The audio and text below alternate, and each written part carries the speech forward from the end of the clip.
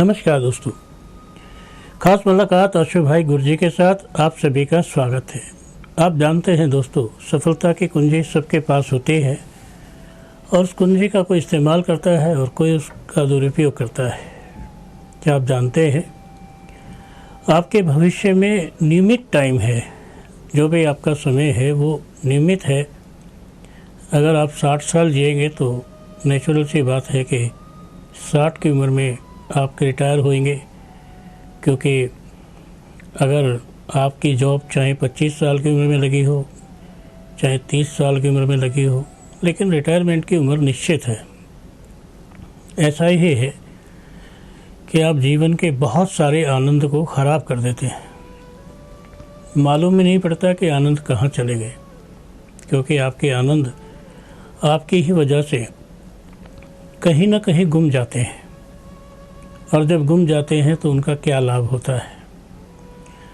आखिर ये होता कैसे है कि आपने कभी जानने की कोशिश की है कि आपकी ज़िंदगी में आपकी खुशियाँ कौन छीन लेता है? आपकी ज़िंदगी को निराश करने वाला कौन है? आपकी ज़िंदगी को दुखी बनाने वाला कौन है? कौन सी ऐसी लापरवाही हो जाती है, कौन सी ऐसी मजबूरी हो जाती है, कौन से ऐसे कारण बन जाते हैं कि आप चाहकर भी कुछ नहीं कर पाते हैं। देखो दोस्तों, ये ज़रूरी नहीं है कि जीवन में हर कोई कामयाब हो। तो ये ज़रूरी है कि हर कोई मेहनत करे तो कम से कम मेहनत का फल तो मिले।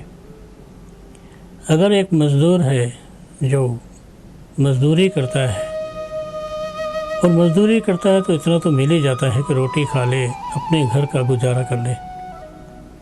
लेकिन एक ऐसा आदमी है जो कुछ करता नहीं है, घर में पड़ा रहता है, घर वालों के लिए परेशानी पैदा करता रहता है, तो उसके लिए क्या होता है?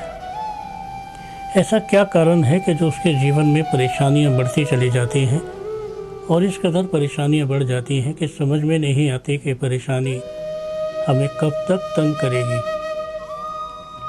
आज देखो आप, एक व्यक्ति है जो अमीर आदमी है, फिर भी 3 बजे उठता है। एक आदमी है जो अमीर आदमी है, 4 बजे उठता है, 5 बजे उठता है, निश्चित रूप से 6 बजे से पहले उठ जाता है। और हम ये समझते हैं कि अमीर आदमी है तो उसे कमाने की आवश्यकता क्या है। आज किसी के पास अच्छे पैसे आ जाएं तो वो क्या करता है? बैंक में पैसे जमा करके एफडी खाता है, फिक्स डिपॉजिट करता है उसका खाता है और कहता है मुझे अब काम करने की क्या ज़रूरत है। ऐसे बहुत लोग हैं जो मैंने देखे हैं, जो ज़िंदगी में अब ये सोचते हैं कि बस अब जीवन जो है यहीं तक सिमट के रह जाता है। अब दाल रोटी खाओ, प्रभु के गुण गाओ, अब निश्चिंत रहो, आराम से रहो, अब ज़्यादा कुछ तो होने वाला नहीं है। जहाँ कहीं पर भी आप हिम्मत हारना शुरू कर देंगे, वहीं आपका जीवन भी घुटने टेकने शुरू कर देगा। तुम्हें एहसास होने लगेगा कि तुम गिर रहे हो, तुम्हें एहसास होने लगेगा कि तुम अब गिरते पायदान पे हो। तुम्हारा जीवन धीरे धीरे धीरे धीरे समाप्त हो रहा है।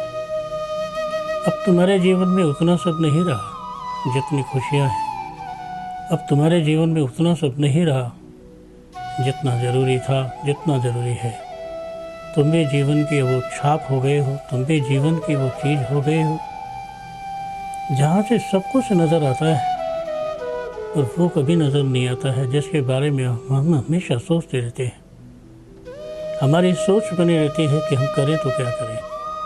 हमारी सोच में जादू रहता है कि कहीं लॉटरी लग जाए, कहीं गड़ा हुआ धन मिल जाए, कहीं से कुछ मिल जाए। ये हारे हुए व्यक्ति का निशाना है कि गलती से लगी जाए, गलती से सब हो जाए। और अगर इससे भी आप गिर जाते हो तो फिर क्या सोचते हो? मुझे मेरे पापा की जायदाद मिल जाए, मुझे मेरा पेरेंटल हक तो मिलना ही चाहिए। मेरे पापा ने दुकान बनाई है, एक मकान बनाया है, एक कमर्शियल जगह बनाई है, 2 खेत खरीदे हैं, तो मैं भी तो अपने बाप का बेटा हूँ, मुझे भी बराबर का हक है, तो मुझे उसमें से हक क्यों नहीं मिलता है? ऐसा ही तो सोचते हैं। जब आप बूढ़े हो जाते हैं तो आपके बच्चे ये सोचते हैं कि अब तो ये बूढ़े हो गए हैं, अब तो ये खूबसूरत मकान मेरा होना चाहिए और बहन का नहीं होना चाहिए, भाई का नहीं होना चाहिए। मैंने पापा की ज़्यादा सेवा की है, मैं अपने पापा के ज़्यादा नज़दीकी हूँ, पापा मुझे ज़्यादा प्यार करते हैं। ऐसा ही तो है।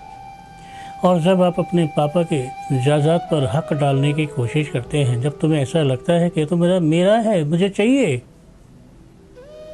और वो भी नहीं मिलता तो आप क्या करेंगे? देखो, अपने पापा के प्रॉपर्टी पर आपका हक है, मुझे चाहिए। आप ज़रा सा सोचिए, तुम्हारी प्रॉपर्टी पर किसका हक रहेगा? तुम्हारे बच्चों का, तुम्हारी पत्नी का, तुम्हारी बेटी का? अरे हमने तो ऐसा मंजर देखा है कि जब आदमी का देहांत हो जाता है तो उसकी चीज़ें जो है नोच ली जाती हैं, अंगूठी उतार ली जाती है, गले की चेन छीन ली जाती है। तुम ये ना सोचना कि लुटेरे बाहर वाले हैं, तुम्हारे घर में तो लुटेरों की लैन लगी है। कोई तुम्हारी चेन ले लेगा, कोई अंगूठी ले लेगा, कोई घड़ी ले लेगा, कोई कुछ ले लेगा, कोई तुम्हारी दुकान ले लेगा, कोई तुम्हारी मकान ले लेगा, कोई तुम्हारे घर के खेत खलियान ले लेगा। सब यही लोग हैं जो चुपके चुपके तुम्हारे आगे पीछे फिरते हैं, कहते हैं बाबूजी पानी लाओ, पापा जी ये लाओ। ये सब तो तुम्हें लूट ही लेंगे। मुझे एक बात बताओ कि जिस पिता ने तुम्हारे लिए इतनी संपत्ति इकट्ठी की है, तुम्हारे लिए अपनी मेहनत से की है ना, तो तुम्हारी हड्डियों में कहाँ जंग लग गया कि तुम अपने लिए मेहनत नहीं कर सकते?